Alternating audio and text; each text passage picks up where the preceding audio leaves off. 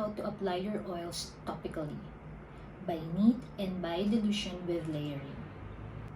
Neat means applying the oil straight from the bottle to the affected area. So just put a drop or two of your oil, and I'll be using RC since this is my favorite, and apply it to your throat directly from the bottle and to your chest. So this is neat without using carrier oil. For layering, you apply the oil one after the other. You should always apply first the carrier oil, a few drops of carrier oil on the affected area, like if you have sore muscles. Okay, apply the carrier oil first, and then your next oil.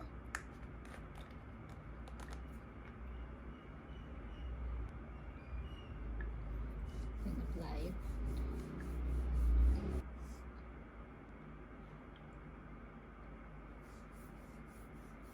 That's it for dilution with layering. When do we use dilution?